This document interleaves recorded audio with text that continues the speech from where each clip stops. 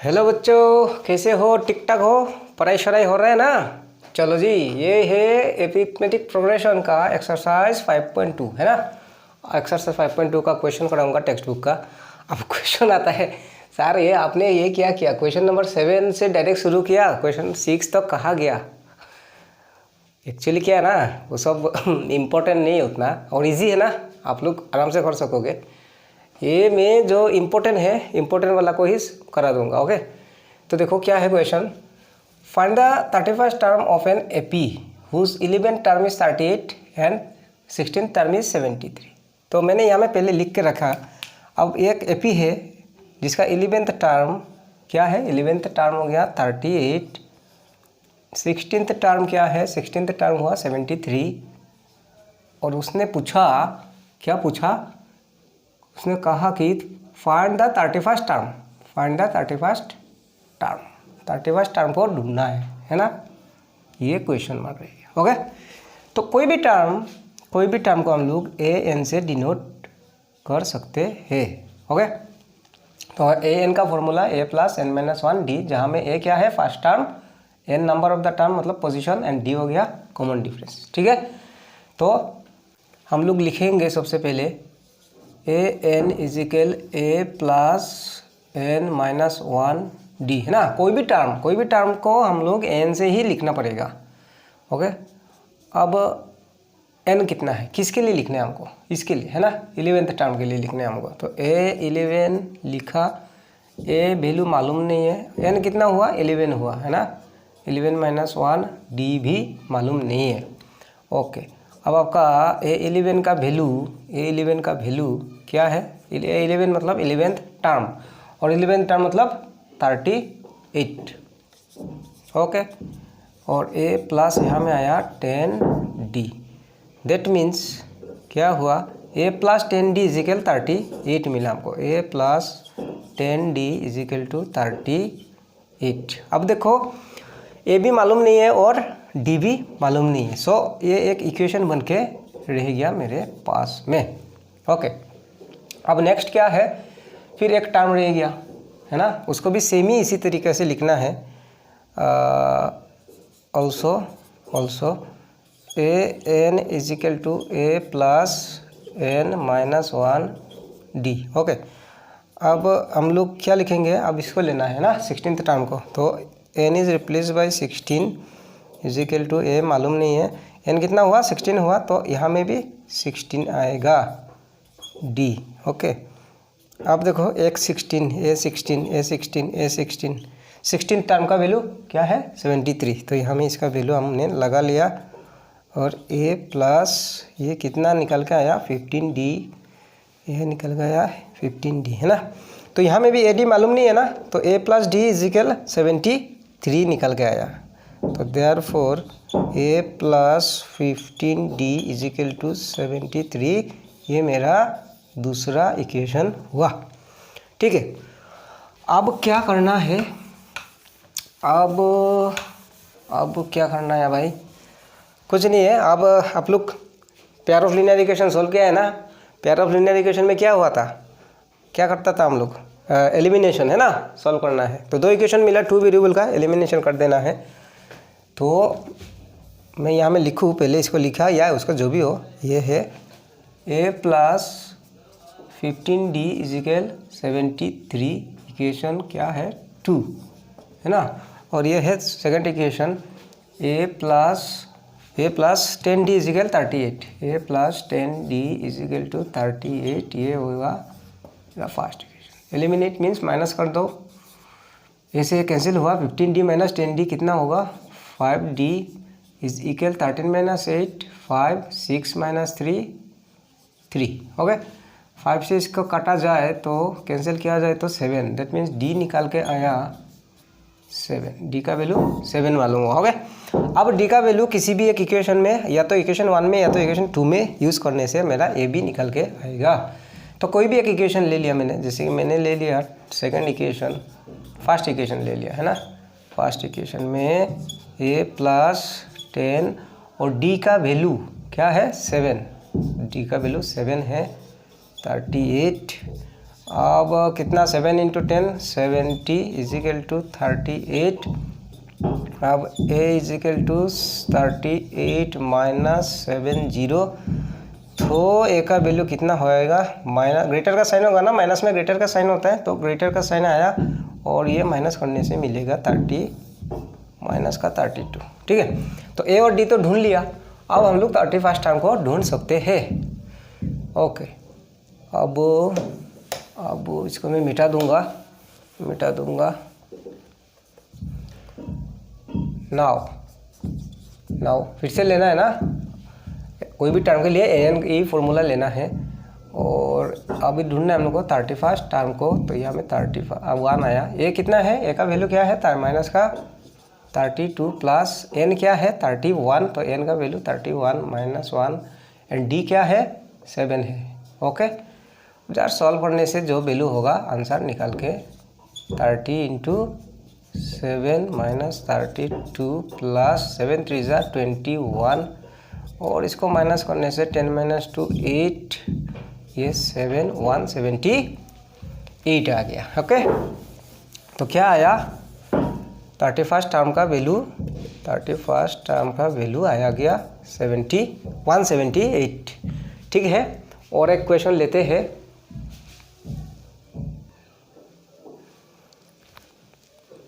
तो ये दो क्वेश्चन है, question number 10 and question number 11। ये सब बहुत ही इंपॉर्टेंट क्वेश्चन है, ठीक है, फॉर द बोर्ड एग्जाम। ये सब बहुत ही इंपॉर्टेंट है। ठीक है, आसान है। क्या कहा उसने, 17th term of an AP exceeds its 10th term by 7। मतलब क्या है, 17th term of an AP exceeds means, exceed का मतलब है ज़्यादा। 17th term of AP exceeds its 10th term, exceed है ना, एक्सीड मतलब ज़्यादा होना। 17th टर्म में ज़्यादा है, किससे, 10th टर्म से। कितना, 7, मतलब 17th टर्म में 7 ज़्यादा है 10th टर्म से भी, है ना। इसका मतलब है, आसान भाषा से अगर मैं लिखूँ तो 17th term is 7 more than the 10th term. Actually यही कहा गया है ना, यही कहा गया कि 17th term is 7 more than the 10th term, then find the common difference, means d को ढूंढना है हमको। ओके, तो क्वेश्चन नंबर 10 का सॉल्व एकदम आसान है। क्या है, a N equal to A plus N minus 1 d. तो क्या है, 17th टर्म के लिए लिखना है मेरे को, ए प्लस एन मीन्स 17 हुआ ना, 17 माइनस 1 डी। ए 17 का वैल्यू हुआ ए प्लस 16 डी, ये मेरा 17th टर्म का वैल्यू हुआ। ओके, और कौन सा टर्म के लिए लिखना है हमको, 10th टर्म के लिए, 10th टर्म। तो फिर से a N equal to A plus N minus 1 d, और अब एन का वैल्यू 10 लेना है मेरे को, ए प्लस 10 माइनस 1 डी, और ए 10 निकल के आया ए प्लस 9 डी। ठीक है, तो ये हुआ 17th टर्म का, और ये हुआ आपका 10th टर्म का। अब क्वेश्चन में जो कहा कि 17th टर्म में 7 अगर ज़्यादा है तो डी लाके दिखाओ, है ना, डी का वैल्यू क्या होगा। तो कुछ नहीं है, क्या है, हमें कंपेयर हो रहा है ना, 17th टर्म में ज़्यादा हो रहा है। जब भी कंपेयर होता है मतलब मीन्स ज़्यादा या ट्वाइस 3 टाइम्स वगैरह वगैरह, कंपेयर होने से क्या होगा, इक्वेशन हो रहा है। तो क्या है, हम लोग इसको एक है 17th, एक है 10th टर्म ना, एक ए 17 इजिकल ए 10 लिख दिया मैंने, लेकिन इक्वल तो होगा नहीं, है ना, क्योंकि 17th टर्म में 7 ज़्यादा है, बोला है ना, 17th टर्म में 7 ज़्यादा है। तो 17th टर्म में अगर 7 ज़्यादा है तो इक्वल होगा नहीं, है ना, दैट मीन्स इसमें कम है, तो इसमें 7 प्लस कर दिया, अब दोनों बराबर हो गया। अब आपका 17th टर्म का वैल्यू क्या है, ए प्लस 16 डी, है ना, ए प्लस 16 डी, और 10th टर्म का वैल्यू क्या है, a plus 9 D, A plus 9 D plus 7, ऐसे ये कैंसिल हुआ 16 डी, ये 9 डी प्लस का इधर रखे माइनस होगा ना, 7 तो 16 माइनस 9 कितना हुआ 7 इजिकल टू 7, 7 से 7 कैंसिल होके डी निकल के आ गया 1, मीन्स इस क्वेश्चन का कॉमन डिफरेंस 1 होगा, है ना। आसान है, एकदम आसान है। अच्छा ठीक है, अब हम लोग नेक्स्ट वाला क्वेश्चन को लेते हैं। ओके, नेक्स्ट वाला क्वेश्चन को लेते हैं, क्वेश्चन नंबर 11 को। Okay, hope you understand. और कोरोना तो फिर से आया, लॉकडाउन भी चलते रहेगा, कोई दिक्कत नहीं है। अच्छा, इसमें भी सेम है ना, देखो इसमें भी सेम है ना, क्या है, which term of AP will be 132 more than it's 54 term. बहुत प्यारा सा क्वेश्चन है ना, बहुत ही इंपॉर्टेंट है ये तो मैं वेरी बोलूँगा, very important for the board exam. क्या है, which term of the AP will be 132 more than it's 54th term. Means क्या है, इस एपी का कौन सा टर्म में 132 ज़्यादा होगा, किस से, 54th से भी। इसमें तो बोल दिया था ना 17 टर्म में ज़्यादा है, इसमें बोला कौन सा टर्म में ज़्यादा है, आप ढूंढ के दिखाओ। ओके, ये हो गया जिम्मेदारी अब मेरा, कि मान लो मेरे को ही पूछा है कि कौन सा टर्म में 132 ज़्यादा होगा 54 टर्म से भी, वो ढूंढ के दिखाओ। मालूम नहीं है ना, मालूम नहीं है कौन सा टर्म में ज़्यादा है, तो क्या लेंगे हम लोग, टर्म मीन्स nth टर्म ना, an।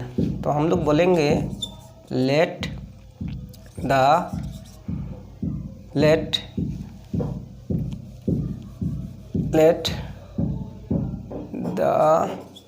nth term of the AP will be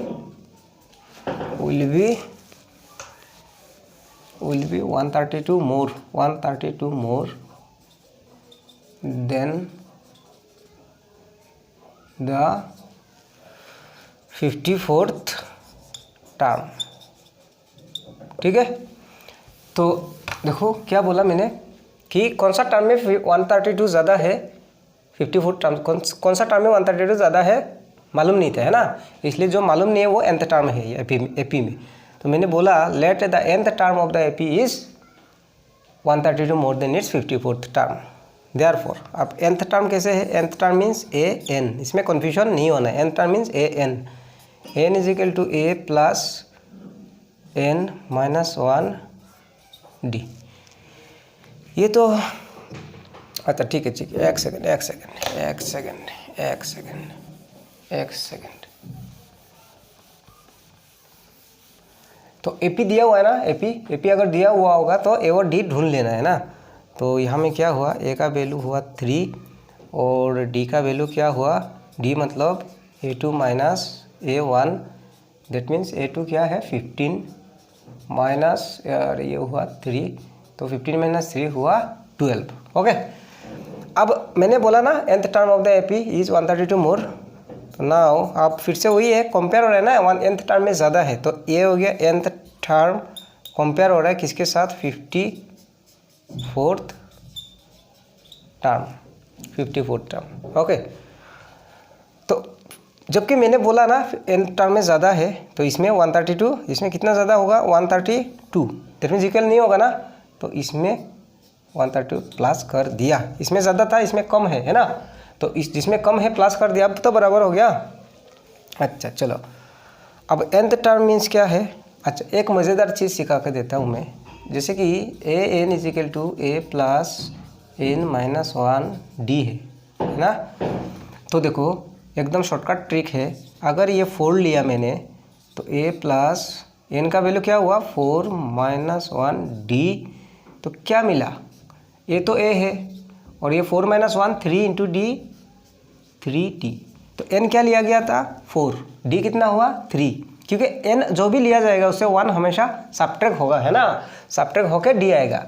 okay, तो देखो समझो इसको, आप मान लो मैंने ले लिया 15, तो ये तो a है ही, तो n कहाँ में आएगा, यहाँ में आएगा ना 15 माइनस 1 कितना होगा 14d, दैट मीन्स जो भी यहाँ में n होगा उससे कम d लेना है। अब किसी ने लिया a 19, शॉर्टकट लिख सकते हैं हम लोग, a प्लस कितना d, एक कम कर लो 18d। मान लो किसी ने ले लिया 98, a 98, तो a प्लस क्या है 98 से एक कम कर लो 97d। तो ये हम लोग ये शॉर्टकट ट्रिक कब कर सकते हैं, जब आपको n का वैल्यू मालूम होगा, है ना, तब कर सकते हो। और जब n मालूम नहीं होगा तब तो ये मजबूरी है, इसको ही यूज़ करना होगा। तो क्या है a n मतलब a plus n minus 1 d, और ये 54th टर्म मतलब a 54 है ना plus 132 a plus n minus 1 d, और ये देखो a 54 मतलब a प्लस, इससे कम d लिखना है ना 53d प्लस 132। अच्छा ये a और a कैंसिल हुआ, अब वैल्यू यूज़ करेंगे हम लोग n माइनस 1 d कितना है भाई, d कितना है भाई 12 है, फिर यहाँ में भी 53 इंटू 12 प्लस 132। ओके ठीक है। अब देखो यहाँ में n माइनस 1 इंटू 12, और यहाँ से 12 मैं कॉमन लूँगा, हो ना, 12 यहाँ से कॉमन हो जाएगा क्योंकि 12 1 जा 12, 12 1 जा 12, ये जो 12 से डिवाइड होता है। 53 12 यहाँ से ले लिया ना तो 53, 12 से 13 को डिवाइड देने से 12 1 जा 12, 1 कैरी है ना, फिर 12 हुआ, 12 1 जा 12। वैसे आप इसको इंटू करके प्लस करके डिवाइड दे सकते हो, है ना, वो लेंदी होता है। तो ये 12 से ये 12 कैंसिल हो जाएगा, देखो सिंपल सा आ गया अभी, है ना। तो इसको मैं मीठा देता हूँ, बहुत ही साउंड है, पोल्यूशन, साउंड पोल्यूशन है मेरा आसपास, इतना साउंड की क्या बोले। तो क्या मिला n माइनस 1 मेरा लेफ्ट साइड में आया, n माइनस 1, राइट साइड में 51 प्लस 11, 51 प्लस 11 कितना होगा 51 मतलब 3 प्लस 1 4, 5 प्लस 1 6, 64। ओके अब n is equal to 64 plus 1 means n equal to 65। तो क्या हुआ देखो आराम से आ गया ना। nth टर्म मैंने बोला था nth टर्म में ज़्यादा है, और इस nth टर्म का n क्या निकल के आया 65। दैट मीन्स 65th टर्म में 132 ज़्यादा होगा किससे 54th टर्म से। वही तो कहा ना, which term of the AP will be 132 more than its 54th term, कौन सा टर्म में ज़्यादा है ना। तो मैंने बोला था nth टर्म में ज़्यादा है, और nth टर्म को सॉल्व करके n का वैल्यू आया 65। दैट मीन्स 65th टर्म में 132 ज़्यादा होगा। That means 65th term of the AP is 132 more than its 54th term of the AP। क्या है 65th term of the AP is 132 more than its 54th term। तो hope आप समझा होगा, है ना। आसान है, एपी वैसे आसानी ही है, और एग्ज़ाम में भी आसानी से आप इसका आंसर दे सकते हो, है ना। और भी एक दो क्वेश्चन लेते हैं।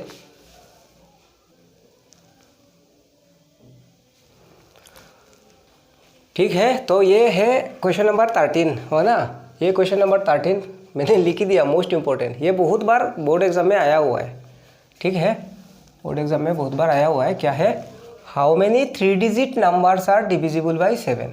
मतलब कितना 3 डिजिट नंबर कितना को आप जो 7 से डिवाइड दे सकते हैं हम लोग, है ना। नहीं समझा, मतलब 3 डिजिट नंबर कितना 3 डिजिट नंबर 7 से डिवाइड होगा। तो 3 डिजिट नंबर क्या है, 3 डिजिट नंबर क्या है, कहाँ से शुरू होगा 99, 2 डिजिट है ना, देन क्या होगा 100। दैट मीन्स यहाँ से 3 डिजिट शुरू होगा 100, 101, 102, जाते जाते कहाँ तक जाना है 90, 999, यही है ना। 3 digit, smallest 3 digit 100, greatest 3 digit 999, 999। तो यहाँ से लेके यहाँ तक जो नंबर्स है उसमें से कितना नंबर को आप 7 से डिवाइड दे सकते हो। ओके, तो जी ये तो इम्पोर्टेंट है, मैं आसानी से समझा देता हूँ, थोड़ा टाइम लग जाएगा इसको समझाने में, है ना। तो देखो लिखने से भी कैसे लिखेंगे हम लोग, जैसे कि सॉल्यूशन में आया और क्या लिखा 3 digit numbers are 3 digit numbers are क्या होगा 3 digit numbers are 100, 101 dot dot dot dot dot कहाँ तक 999 तक, है ना। 100 से लेके 999। और उन इसमें से 7 से कितना नंबर को डिवाइड दे सकेगा वही क्वेश्चन में कहा है। ओके, तो देखो 7 का अगर टेबल आपको मालूम है, 7 14 जा 98, 7 15 जा 105, 7 16 जा 7 16 जा कितना होगा 112। ओके, तो देखो 7 का मल्टीपुल मीन्स डिवाइड होगा ना, 7 से 98 को डिवाइड देने से 14 आने वाला है, 7 14 जा 98। ओके, दैट मीन्स ये तो 2 डिजिट है, ये तो नहीं चाहिए, 3 डिजिट पूछा है ना, तो 3 डिजिट कहाँ से शुरू होगा, 7 से डिवाइड होने वाला 105 से लेके। ओके, और बात आता है सर अगर टेबल मालूम नहीं होगा तो क्या उपाय है। टेबल अगर मालूम नहीं होगा तो एक उपाय है, जैसे कि मान लो 100 है ना, 100 को आप 7 से डिवाइड देने से 7 1 जा 7 क्या होगा, माइनस करने से 3, ये 0 को मैं उतारा, 7 4 जा 28 बच गया आपका 2 रह गया। अब 7 से 2 तो डिवाइड नहीं होगा ना, तो बोलो अगर ये 7 होता, ये 2 अगर नहीं होके अगर ये 7 होता तो 7 से 7 डिवाइड होता ना, हाँ सबको मालूम है, तो ये माइनस होगा क्या आया 2। तो अगर ये 7 होगा तो डिवाइड होगा, तो 2 को 7 बनाने के लिए क्या चाहिए हमें, +5 कर देने से 7 बन जाएगा ना, 2 + 5 7। तो 2 के साथ 5 प्लस करना मतलब 100 के साथ 5 प्लस कर देना है, तो 105 बन जाएगा, है ना, समझा। तो 105 को आप 7 से डिवाइड देके देखो, 7 1 जा 7 3 5 को लाओ नीचे, 7 5 जा 35, समझ में आया, है ना। ये भी एक उपाय है, ठीक है। तो मेरा नंबर अब लिखेंगे हम लोग डिविजिबल बाई 7R क्या होगा 105 112 एंड जाते जाते कहाँ तक, अब उसको भी चेक करेंगे हम लोग। 99999 को 7 से डिवाइड देंगे, 7 1 जा 7 है ना, माइनस करने से 2 आएगा, एक 9 को उतारने से 7 4 जा 28 1, फिर इस 9 को भी उतारने से 7 2 जा 14 बच गया यहाँ में 5, रिमाइंडर 5 है ना। अब है अगर अब आप बोल सकते हो सर आपने दिखाया था प्लस करने से, जैसे 5 के साथ 2 प्लस करने से 7 बनेगा, तो सर डिवाइड होगा, हाँ डिवाइड होगा, लेकिन इस रिमाइंडर के साथ 2 प्लस होना मतलब क्या है, इसके साथ 2 प्लस हो जाना, तो कितना बन जाएगा 1001 बन जाएगा, तो एक 4 डिजिट हो जाएगा ना। तो हमको तो 4 डिजिट नहीं है, हम लोग को तो 3 डिजिट वाला ढूंढना है, इसलिए क्योंकि इसका आगे नहीं जा सकता है, 100 का आगे जा सकता है हम लोग, इसलिए प्लस करके जा सका, है ना, लेकिन 99 के आगे जाना ही नहीं है, तो जब बच गया तो ये हमें प्लस नहीं चलेगा आपका, समझा करो। दैट मीन्स ये 5 बच गया ना, इसका हटा लेना है, 99 से 5 को माइनस करने से आएगा कितना 994। अब 994 को आप 7 से डिवाइड दे सकते हो, 7 1 जा 7 29 आया, 7 4 जा 28 1, और ये 4 को लाने से 14, 7 2 जा 14। दैट मीन्स स्टार्टिंग 105 से और एंडिंग कहाँ में होगा 994 में होगा, 994 में होगा, ठीक है। 7R तो किसी भी टेबल किसी का भी मल्टीपल जो क्या होता है एपी में होगा, जैसे कि मानो 5 1 जा क्या है 5, 5 2 जा कितना है 5 2 जा क्या है 5 2 जा क्या है 10 है ना, 5 2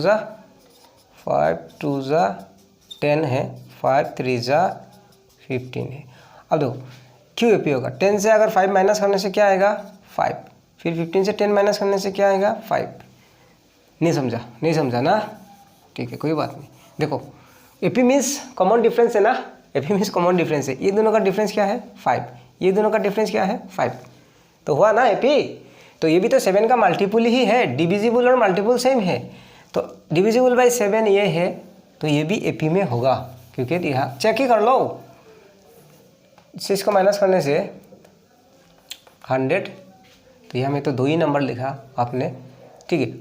मल्टीपल मीन्स क्या है, मल्टीपल्स मीन्स 7 1 जा 7, 7 2 जा 14, 7 3 जा 21 है ना, 21 एंड सो ऑन। अब चाहे देखो तो क्या आया, 7 का मल्टीपल आया 7, 14, 21 एंड ऐसे जाते रहेगा। तो देखो 7 के साथ 7 प्लस हो गया 14 और 14 के साथ फिर 7 प्लस हो गया 21। तो जिसका मल्टीपल है उसका कॉमन डिफरेंस भी वही होगा।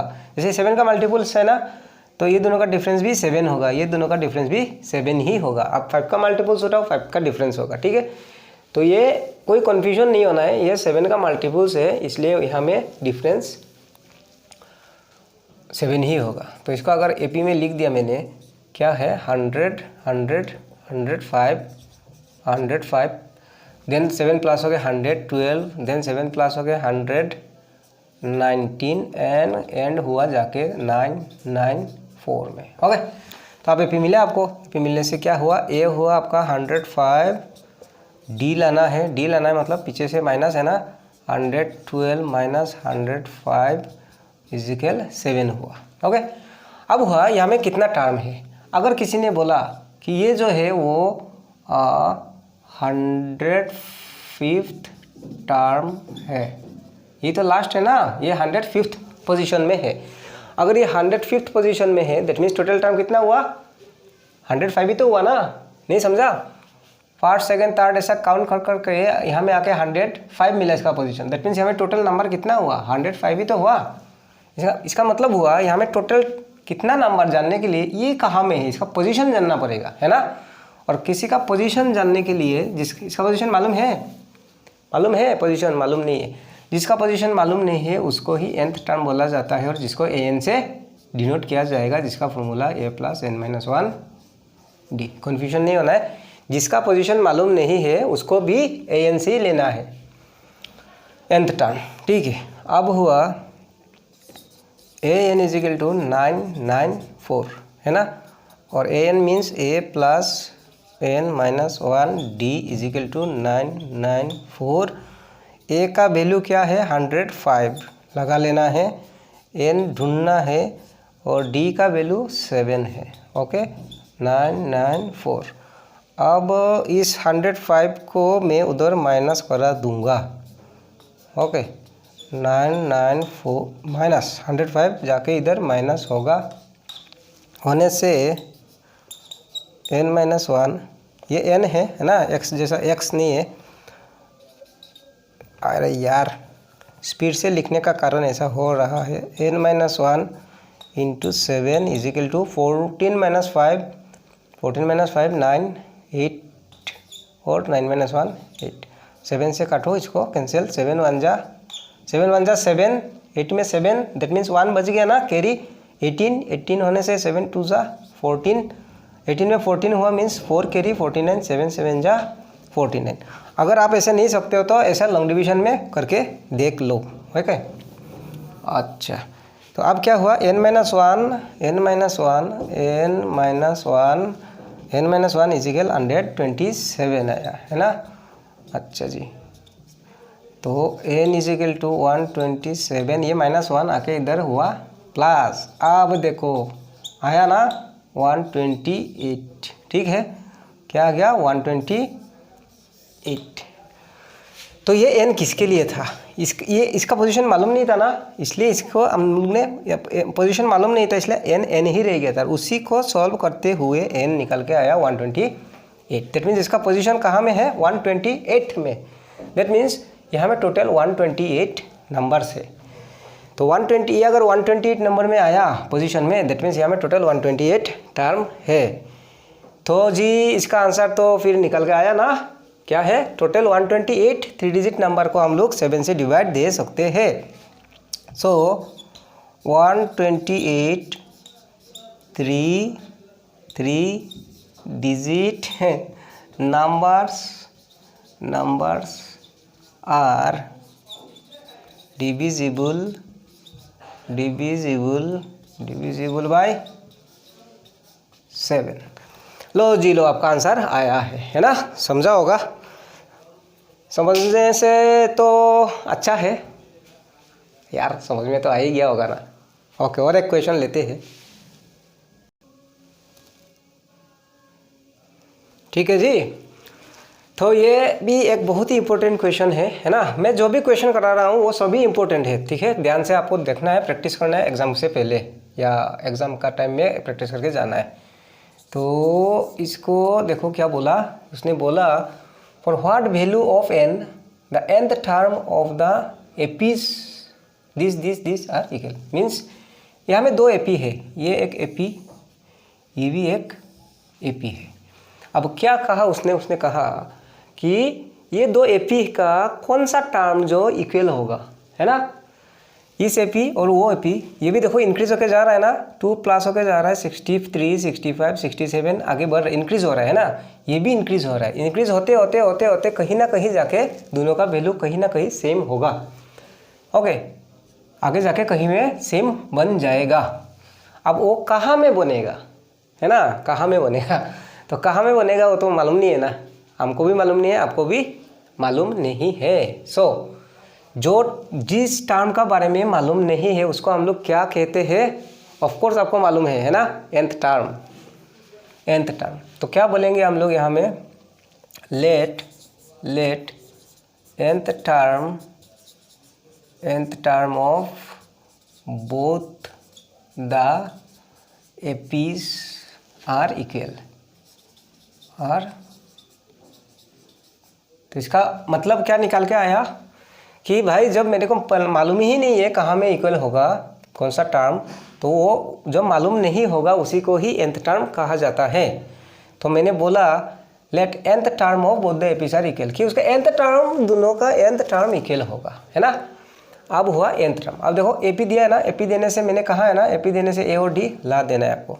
तो इसको मैंने AP1 मान लिया 63, 65, 67 और ये हुआ AP2 क्या है 3, 10, 17 एंड सो ऑन। ओके, अब दोनों का इसका ए क्या हुआ 63 एंड इसका डी क्या हुआ 65 माइनस 63 करने से क्या आएगा 2 होगा।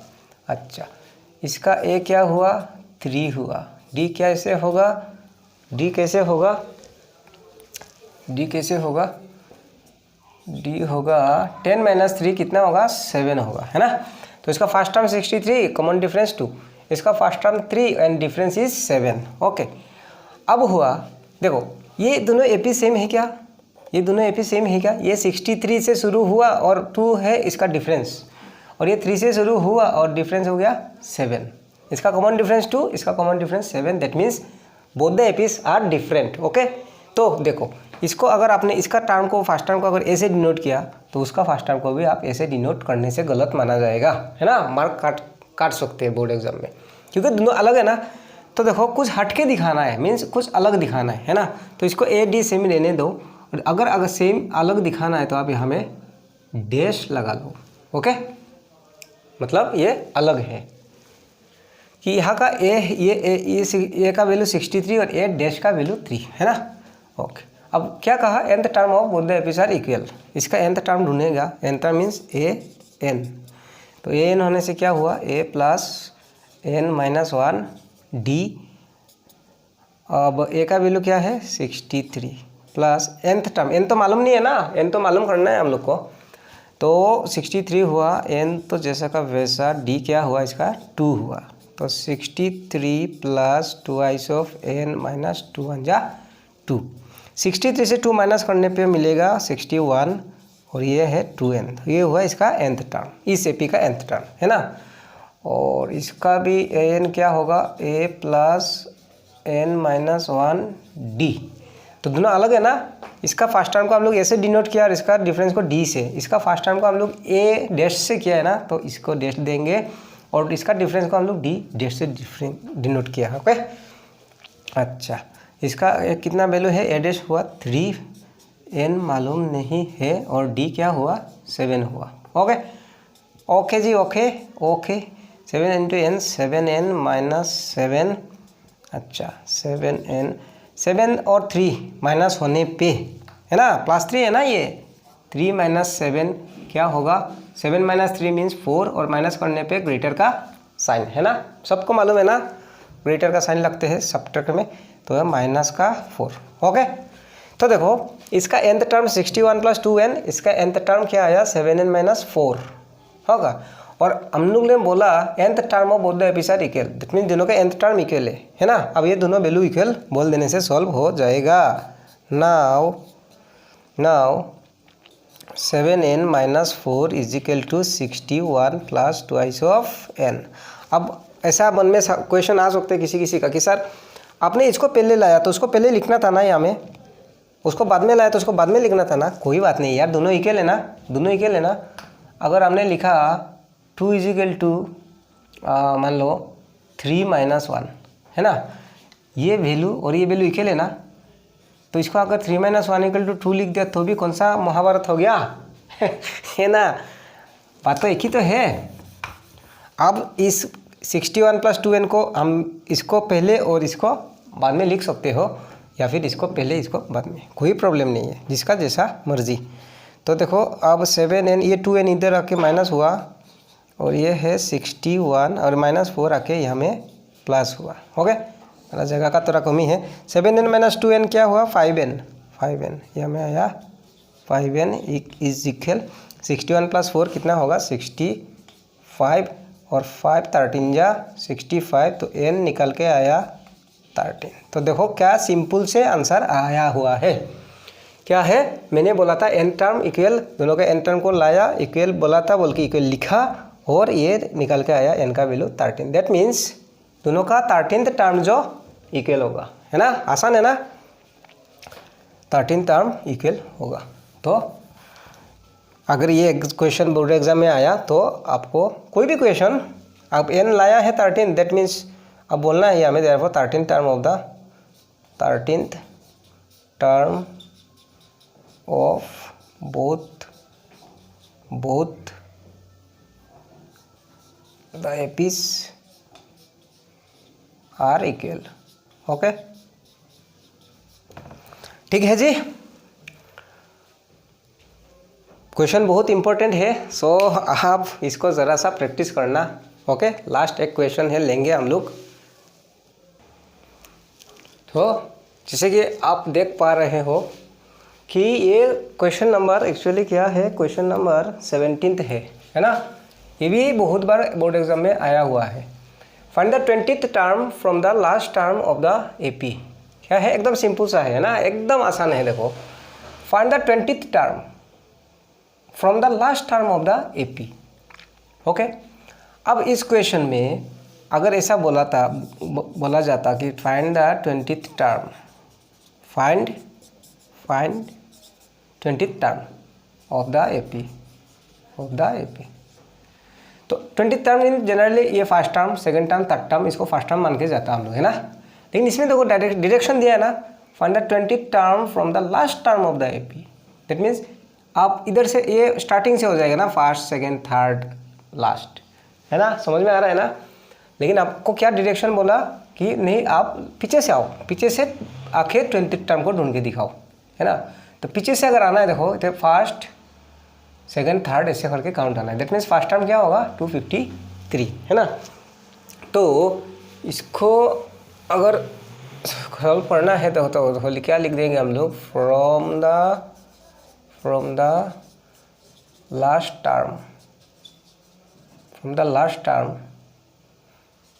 ऑफ द एपी, मतलब last term of the AP. मेरा एपी क्या होगा, पीछे से आना है ना, ये फर्स्ट टर्म होगा 253, देन क्या होगा 13, देन क्या होगा 8 और then 3। Okay, hope you understand. समझ में आ रहा होगा, डेफिनेटली आ रहा है यार, इतना मेहनत कर रहा हूँ मैं आपके लिए। पीछे से आ रहा है ना, अपना लास्ट टर्म पीछे से आना है। तो अब इसका फर्स्ट टर्म क्या हो गया मेरा 253, डी क्या होगा, डी पीछे से माइनस करना है ना, पीछे से, है ना। देखो ना, आगे से इधर से अगर गया, आगे से जाने से 3 + 5 8, 8 + 5 13, 5 प्लस होते जा रहा है ना, 5 ऐड होते जा रहा है। अगर उधर से आएगा तो क्या होगा, उधर से आने से क्या होगा 5 डिक्रीज होगा ना। आगे से जाने से अगर ऐड होके जा रहा है तो पीछे से आने से तो माइनस होगा ना, जाहिर सी बात है। तो देखो ये डिक्रीज होके आ रहा है, ये डिक्रीज हो रहा है, देखो ना 13 माइनस 5 8, 8 माइनस 5 3 माइनस 5 है क्या। तो आप डायरेक्ट भी लिख सकते हो कि ये 5 माइनस होके जा रहा है, तो कैसे लिख, पीछे से माइनस करना है ना, तो 3 माइनस 8, 8 से 3 किया जाने से 5 और ग्रेटर का माइनस करने से ग्रेटर का साइन।